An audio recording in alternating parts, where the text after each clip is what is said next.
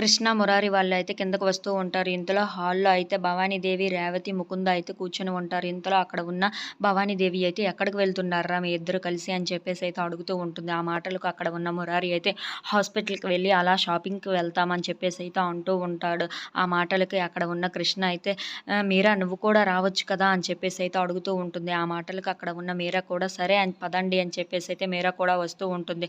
ఇంతలో అక్కడ ఉన్న కృష్ణ అయితే కాఫీ షాప్‌కి తీసుకొని వస్తూ ఉంటుంది. అది చూసిన మీరా అయితే, "ఏంటి ఇక్కడికి తీసుకొని వచ్చావు? హాస్పిటల్‌కి వెళ్ళి అలా షాపింగ్‌కి వెళ్దామని చెప్పావు కదా! ఇక్కడికెందుకు తీసుకొని వచ్చావు?" అని చెప్పేసి అయితే కృష్ణని అడుగుతూ ఉంటుంది. ఆ మాటలకు అక్కడ ఉన్న కృష్ణ అయితే, "ఏంటి నువ్వు నాకేం చెప్పావు? నా బిడ్డ పోయింది, అబార్షన్ అయిపోయింది అని చెప్పావు కదా!" అని చెప్పేసి అయితే అంటూ ఉంటుంది. ఆ మాటలు విన్న ముకుంద అయితే ఒక్కసారిగా షాక్ అయిపోతూ ఉంటుంది.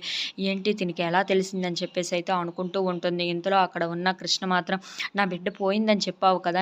అని చెప్పేసి అయితే అంటూ ఉంటుంది. ఆ మాటలకు అక్కడ ఉన్న ముకుంద అయితే నీకెలా తెలిసింది అని చెప్పేసి అయితే అడుగుతూ ఉంటుంది. ఆ మాటలు వినగానే ఏంటి ఏమంటున్నావు నువ్వు అని చెప్పేసి అయితే అంటూ ఉంటుంది. అదే నాకు నా కడుపులో ఇంకా బిడ్డ పెరుగుతుందా అన్న విషయం నీకెలా తెలిసిందని చెప్పేసి అయితే ముకుంద అడుగుతూ ఉంటుంది. ఆ మాటలు వినగానే అక్కడ ఉన్న ముకుంద చెంప మీద కృష్ణ అయితే గట్టిగా కొడుతూ ఉంటుంది. అది చూసిన ముకుంద అయితే ఒక్కసారిగా షాక్ అయిపోతుంది.